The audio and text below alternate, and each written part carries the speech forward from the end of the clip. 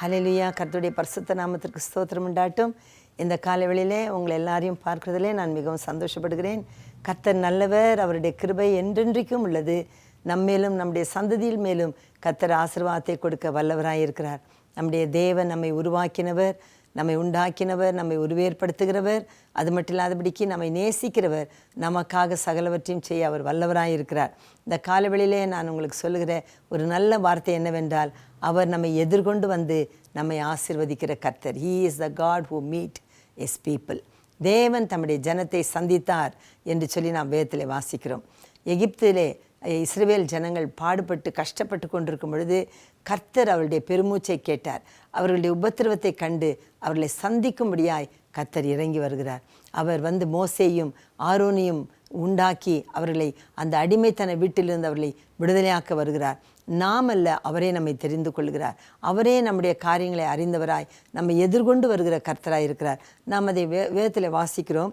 சங்கீதம் 21:3 வாசிக்கிறோம். உத்தம ஆசீர்வாதங்களோடு நீர் அவருக்கு எதிர்கொண்டு வந்து அவர் சிரசில் பொற்கிரீடம் தரிப்பிக்கிறீர். பார்த்தீங்களா, தாவீது வந்து அவர் எதிர்கொண்டு போய் கர்த்தரிடத்தில் என்னை ஆசீர்வதியும் என்று கேட்கவில்லை. தாவீது எங்கேயோ இருந்தார், ஆனால் கர்த்தர் தான் அவரை தெரிந்து கொண்டார்.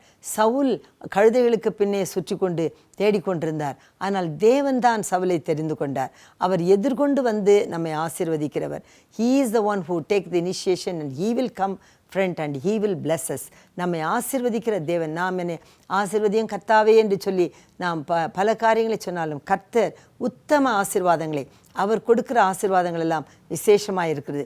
அந்த உத்தம ஆசீர்வாதங்களோடு கூட அவர் நமக்கு எதிர்கொண்டு வருகிறார். எவ்வளோ பெரிய ஆசீர்வாதம் பார்த்தீங்களா. மோசேயை குறித்து பார்க்கும் பொழுது நான் திக்குவாயன், எனக்கு பேச முடியவில்லை என்று சொல்கிறார். ஆனால் கர்த்தர் மோசேயை சந்திக்கும்படி ஆரோனை அனுப்புகிறார்.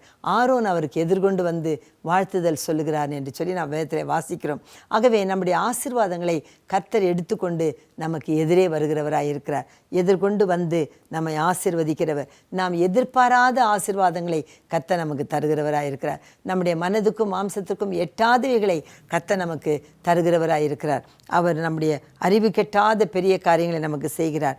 அதே போல் ஆபிரகாமை பார்க்கும் பொழுது அவர் யுத்தங்களை செய்துவிட்டு வரும் பொழுது மெல்கிசேதேக்கு அவருக்கு எதிர்கொண்டு போய் அப்பத்தையும் திராட்சரசத்தையும் கொடுத்தார் என்று சொல்லி பார்க்கிறோம். ஆதியாகமம் 14:17 நீங்கள் வாசிக்கும் பொழுது பிரதான ஆசாரியனாகிய மெல்கிசேதேக்கு ஆபிரகாமுக்கு அப்பத்தையும் திராட்சரசத்தையும் கொடுத்தான். அவன் எல்லாவற்றிலும் அவனுக்கு தசமபாகத்தை கொடுத்தான் என்று சொல்லி நாம் பார்க்கிறோம். ஆகவே இந்த நாளிலுமாய்க்கூட நம்முடைய தேவனாகிய கர்த்தர் நாம் இளைப்படைந்து சோர்ந்து போன இந்த உலக வாழ்க்கையிலே எப்படி ஆபிரகாமுக்கு மெல்கிசேதேக்கு எதிர்கொண்டு வந்து அப்பமும் திராட்சரசமும் கொடுத்தாரோ, அதே போல் நம்முடைய ஆண்டவராகிய இயேசு கிறிஸ்து நானே ஜீவ அப்பம் என்று சொல்லி அவரையே நமக்கு கொடுத்திருக்கிறார். மறைவான மன்னாவாகிய அவரையே நமக்கு கொடுத்திருக்கிறார். அவராலே நாம் பசியாறுகிறோம். அது மட்டும் இல்லாதபடிக்கு அவர் திராட்சரசமாகிய தம்முடைய இரத்தத்தினால புதிய உடன்படிக்கை நமக்கு செய்திருக்கிறார். திராட்சரசத்தையும் அப்பத்தையும் கொடுத்த பிரதான ஆசாரியன் நமக்கு உண்டு. அவர் நம்மை எதிர்கொண்டு வருகிற தேவனாயிருக்கிறார். நாம் வேதத்தில் வாசிக்கும் பொழுது இளைய குமாரன் பாவம் செய்து தூர போனான். ஆனால் அவன் திரும்ப தன்னுடைய தகப்பன் வீட்டுக்கு வர வேண்டும் என்று தீர்மானித்த பொழுது அவன் வரும் முன்னே அவனுடைய தகப்பன் அவனை எதிர்கொண்டு ஓடி அவன் கழுத்தை கட்டி முத்தமிட்டான் என்று சொல்லி பார்க்கிறோம்.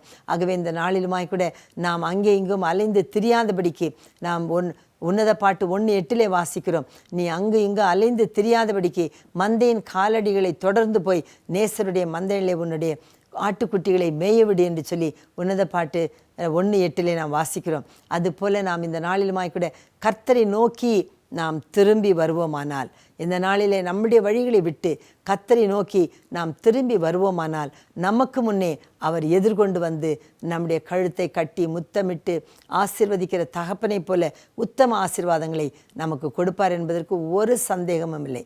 ஆகவே இந்த நாளிலே ஒரு தீர்மானம் செய்வோம். இனி என்னுடைய வழிகள் அல்ல, கர்த்தருடைய வழி, என்னுடைய விருப்பம் அல்ல, கர்த்தருடைய சித்தம் என்று சொல்லி நீங்கள் கர்த்தர் பக்கமாய் திரும்புங்கள்.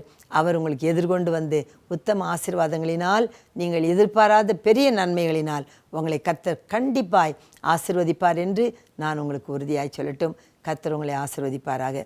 நம்மை எதிர்கொண்டு வருகிற கர்த்தருடைய சகல நன்மைகளும் உங்களுக்கு இன்றைக்கு கிடைப்பதாக என்று சொல்லி உங்களுக்காக நான் ஜெபிக்கிறேன். பிதாவே, நாங்கள் உம்மை நன்றியோடு ஸ்துதிக்கிறோம். இந்த காலைவெளியிலே இந்த வசனத்தை கேட்கிற எல்லா மக்கள் மேலும் உம்முடைய பூரண ஆசீர்வாதத்தை தாரும் ஐயா. அவர்கள் எங்கும் அலைந்து திரியாதபடிக்கு உம்மாலே ஆசீர்வாதத்தை பெற்றுக்கொள்ளும்படி பக்கமாய் திரும்பட்டும், உம்மை நோக்கி பார்க்கட்டும், உம்முடைய முகத்திற்காய் காத்திருக்கட்டும். நீர் அவர்களுக்கு எதிர்கொண்டு வந்து உம்முடைய சரீரமாகிய அப்பத்தையும் உம்முடைய இரத்தமாகிய பானத்தையும் அவர்களுக்கு தந்து புது உடன்படிக்கை செய்து ஆண்டவரே, அவருடைய கழுத்தை கட்டி முத்தமிட்டு நீர் அவர்களை ஆசீர்வதியும் என்று நான் ஜெபிக்கிறேன். கிருபையுள்ள கர்த்தர் எங்களோடு இருக்கிறதற்காக நன்றி செலுத்துகிறோம். நீர் எப்பொழுதும் எங்களுக்கு பதில் கொடுக்கிறீர், எப்பொழுதும் எங்களை எதிர்கொண்டு வருகிற கர்த்தராக இருக்கிறீர்.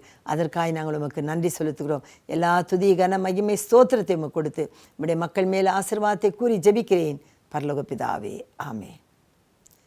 கர்த்தர் உங்களை ஆசீர்வதிப்பாராக. இந்த நாள் மிகவும் உங்களுக்கு ஆசீர்வாதமாக இருப்பதாக. ஆமென்.